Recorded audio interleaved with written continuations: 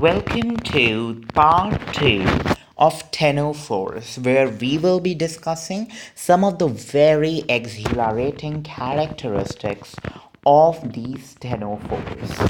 You see that these ctenophores are hungry predators. Yes, they are very voracious, they are very hungry predators. But yes, they wreak havoc on local ecosystem only. Why so? Because you have never heard or you will never hear that a ctenophore killed a human.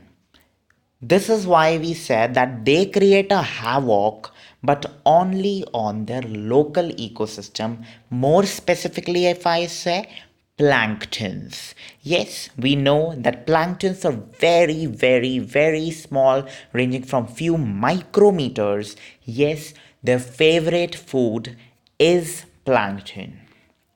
You see that these are hydrodynamically invisible. You see that the researchers they use this term hydrodynamically invisible because they are very, you see, they're surreal organisms. These are cautious predators. These are surreptitious, stealthy submarines. Yes, more precisely, if I say, scientifically, we said that these are surreptitious, or we can say stealthy, cautious submarines because they are very voracious predators, very cautious predators for their local ecosystem only. And you see, there's an inception in this group of bioluminescence. Yes, they emit their light by the oxidation of chemicals in their cells, luciferal, and then they emit light and they look stupendously beautiful while bioluminescing. Now, if we see that these are all motile organisms, but solitary, they do not they abode, they tarry in a group because more they're so tiny that they are flowed by larger distances into various areas. Like, I give you an example. There was a 1004 which actually floated from the Indian Bay or an Indian estuary to the Floridian Bay in US. So can you see that what a large distance from an Indian Bay to the Floridian Bay in United States in the North America it had actually traveled. We have already discussed that they are more famously well known. They are well known in Florida, in Egypt. Many species of ctenophores they have been discovered in Egypt only. Now we see the structure of one of the most studied ctenophore, Plerobrachia, or the sea gooseberry. Gooseberry because they look like the gooseberry or the common avala, which we say in Hindi in the local level. Now we see that I know how to label the diagram, but that is least important for you to know. So what you can see is that in the longitudinal section of this sea gooseberry or the Plerobrachia, they look like this. But I can help you out that on their aboral side, they have a statocyst. This blue structure, this is statocyst, balancing organ, which helps their pea-sized body to get balanced, right? And on their tentacles, they have lasso cells, they are sticky cells to catch their predators.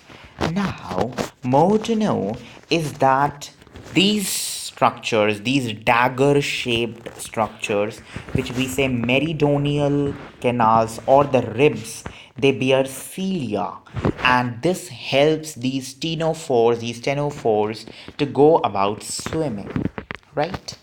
They have indirect development, that is a larval stage is entailed in their development, in their embryonal algae. We see that they have a sediped larva. Their larvae is entitled cydipid. They are hermaphrodite or monoecious organisms, and asexual reproduction is absent in these organisms. Lastly, to conclude Ctenophora, we have most common example from class 11th NCERT, Pleurobrachia, sea gooseberry, of which structure we had already discussed. But yes, I will introduce to you four more organisms which are actually very important. One is Ctenoplana. Ctenoplana is beet shaped. We eat beetroots. So, yes, beet shaped organisms, beet shaped ctenophores. Pleurobrachia we had already discussed, which are typically gooseberry shaped organism with two tentacles. Then we have Beroi.